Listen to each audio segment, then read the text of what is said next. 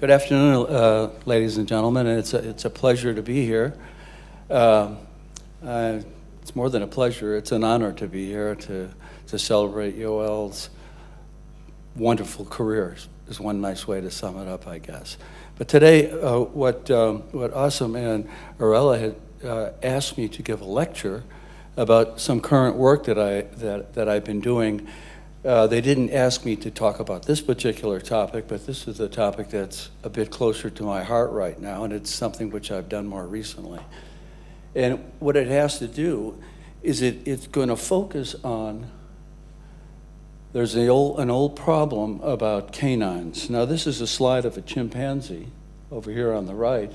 That's a modern human here on the left. And one of the interesting things that is, both of those teeth, the upper and lower canines, and with humans.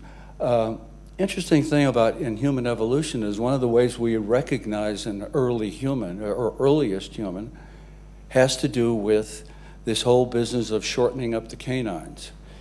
And this was an idea that, or this is a topic that Darwin actually discussed many years ago, of course, and and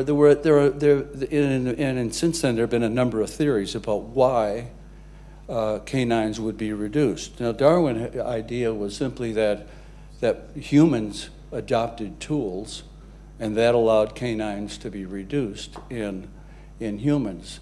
The problem with that idea, there's nothing wrong with part of that idea, that is that there might be an influence of tools on this, but there's no reason to think, or at least there was no reason given, what would be the advantage of reducing those canines? Because otherwise, why not have tools and large canines? And Chris Jolly many years ago pointed this particular issue out. And I was quite impressed with what he said about that. And that's many years ago, back when I was a graduate student. Now there's another theory that one of the things that reducing the canines is it allows an animal to engage in more side-to-side chewing. There are some aspects later in human evolution, like with robust Australopithecines, that might also be a factor, but we're talking about the very earliest humans. Whoops, did I go the wrong way? Oh no, here we go. And in my previous talks, I've listed many other hypotheses about this, and I like my can here, and I often refer to that, it's a can of worms, because I just see problems, or saw many problems about these various ideas, and as I point out here, is there anything else to think about? And I think there is something to think about. It has a lot to do with jaw mechanics and how muscles are positioned and how they're designed internally, because that alters the mechanics of the jaw muscles, and different kinds of changes create different costs and different benefits. And that's a lot what evolution is about. When you start making changes, there are going to be costs to those changes, and there are benefits to those changes. I like to use the example of if you're driving a Volkswagen or you're driving a Maserati, there are costs and benefits to doing both. The cost of a Maserati, of course, is they cost a lot of money, and they burn gas like mad. For a VW, you maybe can't drive as fast, but the benefit is it doesn't cost you nearly as much money to drive from Tel Aviv to Jerusalem. But I'm just going to back up a little bit, and I've picked some extreme examples to show how about canine reduction or canine morphology, and what you might intuitively think that when you see a long, elongated canine in a mandrill or you see the elongated canines in a mandrill or a baboon, you might think that somehow that's related to diet. Well, it's not related to diet. But if we're talking about lions and tigers and bears, yes, indeed, it is related to diet, having very large canines. And I'll come back to this topic in a minute here when we talk about why many of these Catarrhines, that is, when I use the term Catarrhines, I'll be referring to old world monkeys, apes, and humans. Okay, now this is I've been engaged in a different project that involves looking at grazers and browsers in Africa, that is, antelope-type creatures, as well as horses and zebras. But I took a few measurements, or I've been taking various measurements on these animals, but you can't do one of these measurements with a skull, and that is this measurement right here. And what that is it's how wide an animal can open its jaws. You can get the jaw length, which is easy enough, and one of the interesting things about horses, and remember horses are grass eaters, the horses also have a tiny little canine right here, and it's not used very much in the way of defense. They use their hind limbs to kick the daylights out of any animal that's bothering it. But there's very, very little gape, and they're grass eaters, as I think I already said. Now, what about hippos? Hippos are also grass eaters. And hippos have, I don't know how well they show up here, but the canines here are very large in hippos. And it's amazing the kind of gape that these guys have. But they're eating grasses. And the whole point I want to make here is that large gape in many animals has to do with display and not necessarily to diet. For example, there's what a hippo looks like. That's from a postcard that where I copied that image. But what I want to point out here is that here we've got two grass eaters, and maybe I should quickly go back. Remember the measurement here, B, which is how wide you can open your jaws, and A is the jaw length. Well, with a hippo, if you take the jaw length, or the jaw gape, and divide it by the jaw length, it's about 140% of that is that ratio. It's about 140% of the length of the jaw, whereas horses, it's only about 15%. So there's really a vast difference here. And what's important about this is how these different kinds of gapes are created has to do with how muscles are positioned, how they're positioned either forward or backward in the jaws, and also about the internal architecture of those muscles. Well, back around 10 years ago, I was involved in a project that involved monkeys and apes, and I was interested in taking gait measurements, but not for the project or what I'm going to be talking about now. And this is just a drawing. Oops. Sorry. This is a simple drawing of one of these macaques, and you'll see that this macaque monkey here has a very, very long canine. And there's my measurement A, jaw length, and there's my measurement B of jaw gape. And then I also had the good fortune to have, this is at the Duke University Vivarium, where these animals were being sedated for physical exams, and there's a female macaque of that same species. And I was astonished. What I fully expected was that how wide an animal can open its jaws is, at least within monkeys, is related to how much gape it has. And it turns out it's not the case at all. And I felt like I was really onto something because as you see down here, we're doing that B over A ratio, that males open their jaws about 120% of jaw length, whereas the females only do it 86%. Now, why is that interesting? It suggests that there's different mechanical efficiencies involved between the males and the females. The females have the fact that they can't open their jaws as wide as males means that they're much better able to proportionally put more force into chewing and biting. So there's if we go back to the cost benefits, the benefit, of course, is having less gape, is being able to generate more bite force for the given amount of muscle force you have. excuse me. Well, then but I also at the same time was lucky enough there were some snow monkeys at the vivarium, and I knew they were coming up for a physical exam. And I also knew from a work that one of our students had done a few years prior to that the snow monkeys, which is another macaque, have smaller canines.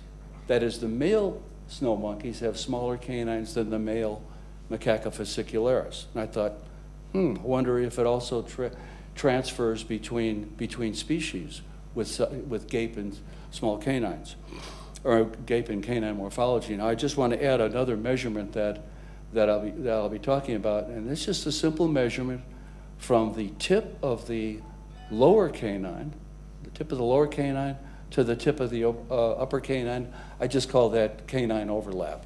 You can imagine if that was a human, that overlap would be very little. In this particular animal, it's quite large, which happens to be a green monkey from Africa. Okay, and I came up with so it suddenly occurred to me that, my gosh, there's really something interesting here, because it looks like canine length is linked in important ways to jaw mechanics.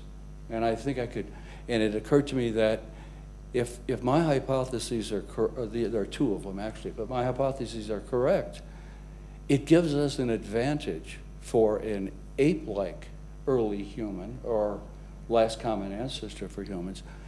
There are advantages to reducing the size of the canines. And in the top one here, you see it's the interspecific comparisons, and I say with the exception of hylobatids and humans. Now, hylobatids are various gibbons, okay, there. And what's interesting about gibbons is both gibbons, males and females, have very long canines, okay? So they don't have the so-called canine dimorphism. And my idea is that, well, gee, if you're going to be looking at this whole suite of features of jaw mechanics and gape and canine length, that hylobatids should not show that big difference between males and females, just as there is virtually no difference between human males and females. And then the other thing was that if you look at a whole series of Catarrhines, lots of different monkeys, that there should be a tight correlation between those Catarrhine species with less projecting, that is, overlap canines, and a relatively less wide maximum gape. Now, this is Steven Tyler. Some of you guys may know about Steven Tyler. He's a musician, and he's advertising milk. It probably doesn't show up very well there, but here we have a chimpanzee on the left, and here's a human on the right. Humans can't open their jaws very much. The reason I showed this, though, is that I measured 855 primates, including 27 Catarrhine species, that is 18 old world monkeys, and 9 hominoids. Hominoids being gibbons, orangutans, chimpanzees, and humans. Now, there you see Stephen with a very, very large gape. But that's impossible to happen in humans, and it's because of the way our muscles are arranged. It has to do with that muscle architecture. And of course, it's one of my favorite quotes from Mark Twain. And so basically what I did is I went and looked at all these animals and measured jaw length, jaw gape, and canine overlap at various museums and research facilities and zoos. And it was a project that took me many years and lots of traveling, because if you go to a zoo and start trying to measure animals, you have to correlate your schedule with theirs, of course, and their schedule is when they're doing the physical exam. So none of these animals have been done for my project. I had to fit into their plans, and I slipped this slide in at the last minute. This is sort of scary when you're working with an anesthetized orangutan here at the Columbus Zoo, and you look at the size of this creature. But anyway, there I am, jerking these jaws open, trying to get them as wide as I possibly can, getting my measurement, and taking some other measurements at the same time that I don't need to talk about. Okay, so as a reminder, There's a papio, what a papio looks like. And the long canines and large gape are not about feeding in Catarrhines. Well, what are these long canines about? They're mainly about males. It's mainly about achieving dominance of one male or of another to gain access to females. In these particular group, you know, a male baboon like this might be would be leaving a lot more offspring if he's bigger and tougher and has sharper canines and basically gains a much greater access to females. Here's another slide I slipped in to show you what geladas, two males geladas look like when they're fighting. Geladas eat very small objects, their normal diet. They don't need that kind of morphology to ingest their foods. And there's a male mandrill, and again, you see that some of these guys are just amazing. So if we go back to testing the two hypotheses, as I mentioned before, with the exception of hylobatids in humans, all Catarrhine males maximally open their jaws more so than females. And if that's true, then mechanically, females are much more mechanically advantageous than males if the purpose is for chewing and biting. And then also that when you go across with a broad spectrum of Catarrhines, that less projecting canines will have a less wide maximum gape. Okay, so let's go to old world monkeys. Long canines and considerable canine dimorphism. Males are really different than females. Predictions? Males have larger gape, okay? I think I've said that a half a dozen times. I'm not going to show you all those 27 Catarrhine species, and all I want you simply to focus on is this is a list of some old world monkeys. If you're curious, these numbers here just mean 8 males, 11 females. 14 males here, 7, so forth and so on. And this is what that ratio of the jaw gape divided by jaw length looks like. Here, it's 135% for a Apis monkey. Female, less, much less. And you go right down that whole list, and they all fall right into that same pattern. All the females are mechanically more advantageous for chewing and biting than males. What about the gibbon? Well, here's a skull of a female gibbon, and this is quite unlike what you see in old world monkeys, where the females have very long canines. You see all this overlapping, this canine overlap. And of course, they have minimal canine dimorphism. What are the predictions? They should have relatively large gape, but there's no gape dimorphism. They're the same. And that's what, here the sample sizes are much smaller because they're really hard to get material for gibbons at the zoos. But you know, I have 3 different species here. There's Siamangs, white-handed gibbons, and white-cheeked. And you'll see that these values are fairly similar to one another. And if you know, at the risk of violating statistical protocol, I've just combined the whole thing. And if you'll see that the grand mean with 15 males and 14 females, that they're virtually identical. So there is no dimorphism in gape. They're both mechanically the same. They may not have great mechanical advantage like humans do, but there's reasons why gibbons, both males and females, have large canines. The fighting is the fighting for mates isn't nearly intense in gibbons, and what happens is that gibbons participate. That is, the females participate with the males in guarding a home territory. What about great apes and humans? Well, here are the orangutans I looked at, or here's some orangutans I looked at. 17 males, 18 females, they're gorillas, they're chimps, and they're humans. And you'll see, if you ignore the humans, these 3, orangs, chimps, and gorillas, the males have smaller gape than Catarrhines, but they have larger gape than do the females. And if you take a look at humans, and humans are pretty easy to measure, just ran to the dental school one day and got some of the dental students to open their jaws for me, and they're virtually identical values. These differences are not significantly different. Okay. Now, if you take a plot of just jaw length against jaw gape, you're probably sitting there thinking, well, of course, if your jaws are longer, you have more gape. Now, if your jaws are that long, you can open that way. But if you with longer jaws, you can basically just open wider for size reasons.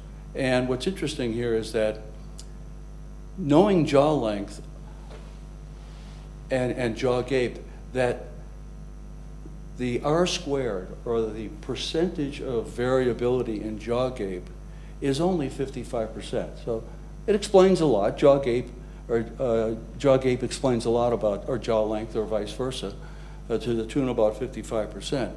But if you do if you include the one simple variable of the canine overlap, so that is, we're predicting, jaw gape is being predicted on this axis, and the actual jaw gape here is being predicted based on the combination of the canine overlap and the jaw length. You now could explain almost 90% of the variation, which in biology is pretty hard, or pretty unusual. Okay, I'm going to give you a quick run through this about the business of cost benefits, the costs and benefits of altering jaw mechanics, and maybe it'll make this clearer how this works. Here's a human skull that I drew years ago, and there's a jaw muscle, this one here on the side of your head, it's called the temporalis. The one here, right here, that you see contracting when people are nervous or clenching their jaws, the masseter. There's another one on the inside of the jaw you can't see, it's called the medial pterygoid, that MPT there. Now, if we just boil this down to simple mechanics and look at the jaws from the lateral side, that is from the left or right side, we know that the jaw muscles contract and they cause a force. And we can approximate where that force is for our purposes here. That's this force muscle, FM. It's pulling up. When that happens, there are then two reaction forces that occur at the same time. One reaction force here on the bite and one on the joint. All right? Now, what happens if we have an animal that's going to be evolving from more forceful biting, as an example, or we could do it for larger gape, but let's say for more forceful biting. If we want to have the evolution of bite force, there are three ways, or at least three ways to do this, but the three important ones here are you can just keep all this the same, just shorten all the jaw muscles, make the fibers much smaller, and you end up with what's called a highly pinnate muscle. And that in itself will let you generate more force, but the problem is then you don't get the gape. You lose gape when that happens. Or you can move the muscle, this muscle attachments, towards the biting area, and that will give you more force without having to increase the amount of muscle, because what it does is by moving that arrow to the right, the bite force increases and this reaction force on the condyle decreases. And then finally, you could just make the muscles bigger. But there's a cost to making muscles bigger. It's a development and maintenance of additional muscle mass. And as I pointed out here, cost 1 and 2 equals less gape. What about the evolution of increased gape? Because you want to have increased longer canines. There you can keep this configuration the same, just make the muscle fibers longer. Okay, that gives you much more stretch. They won't be as pinnate as it was before. Or you can move this FM to the left, move it backwards this way, back towards the joint. And in both cases, cost 1 and 2 end up with less bite force. So that's the cost. If you want to have more gape, then you're going to lose out on bite force.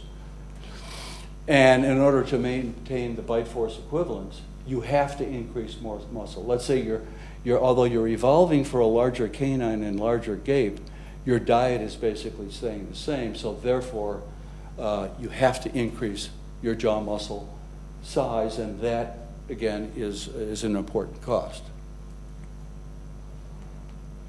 And so in concluding then, what I found is that from our analysis is that males indeed, male Catarrhines indeed, have larger relative gape than do females, except for those gibbons and humans, where gibbons and humans don't have that sexual dimorphism in canine size. And that decreased or increased, depending on how we phrase it, canine overlap is linked to decreased or increased gape, and decreased or increased gape is linked to increased or decreased masticatory efficiency. Thus, there are these costs and benefits associated with these change, and when you start modifying gape, and that in turn then, of course, changes the masticatory jaw mechanics. And I think most importantly is this finally provides us, this analysis provides us for an explanation of the benefits of canine overlap reduction in humans, or canine overlap increase in other primates. And that the reduction in canine overlap and gape, I put and gape in question mark here because, of course, we can't measure gape in fossils. You have to have the muscles. And that the reduction in canine overlap in the earliest humans must be linked to altered jaw mechanics. And if so, canine reduction was perhaps due to either increased selection for masticatory efficiency and bite force, or decreased selection for large gape and long canines associated with the habitual use of natural objects or tools. That is, if you can start, this goes back to, in some respects, to what Darwin was saying, that you can start transferring functions of the teeth to tools. And it's, and at this point, of course, it's hard to say what exactly is key here, but at least we have an explanation for the advantage of having small canines. And so finally, if canine reduction and increased masticator efficiency are linked to diet, what were the earliest humans eating? And of course, that's a $64,000 question that I don't pretend to answer. Lots of work has been done on that about whether they're eating hard objects, hard small objects, hard or tough objects, rhizomes, what various kinds of rhizomes could they maybe have had access that chimpanzees and animals like gorillas don't have access to. For future work, I was thinking about, Yoel and I have been doing a Neanderthal project, and I've learned a lot about Neanderthals from Yoel, and I found out that unfortunately Neanderthals are not found in Transylvania. Or are they? They are. Okay. Well, what I wanted to do is go to Transylvania and measure some of the local people there and see indeed if there's anything about this, there's a unique feeding adaptation among humans with Count Dracula and some Hollywood starlet here. Finally, I'm just going to make some maybe inappropriate, or I've butted in. Have I used up all my time? Yeah, good. Am I good? Okay. This is working with Yoel. This is part of our Neanderthal project. You might notice that we look a bit younger in this particular slide. That's because we've been working on this project for, I don't know, maybe you know, I can't even remember anymore, but we've had a wonderful time doing this project, visiting Croatia and Spain and Italy and where else we've been. But anyway, and of course one of the major things that we were working on really was not so much Neanderthals, it's where can you find the best prosciutto? And I think we, here we are. That's not a Neanderthal we're leaning against. That's an elephant, a fossil reconstruction, or a reconstruction of a fossil elephant in Spain. I think you looked a little slimmer there too, Yoel. And here he is cleaning one of the famous Dmanisi skulls when he took me to the Republic of Georgia, and I had no reason to go there other than to go have fun with him and pal around. And one of the things we like to do is sit in the cafes and BS about one thing and another. Here we are in Tbilisi, and we found that the prosciutto isn't so great there, but the vanilla ice cream is amazing. And what have I taught you all? Whoops. Not much, but I've taught him how to fish. And here he is on the Staunton River in Virginia. We were fishing there. We're fishing for striped bass because they were migrating up the river. Here he is on the New River, which is very close to my farm where I live. We're fishing for smallmouth bass. In both of these instances, we hired a guide, and he's been taking us on these rafts. And finally, we're on the Nolichucky River. Do you remember that? And I have to add to here that Yoel was fishing with two guys, Kellum Ross and myself. We think of ourselves as expert fly fishermen. He's the only guy. The man is the only one who caught any fish at all. Thank you very much.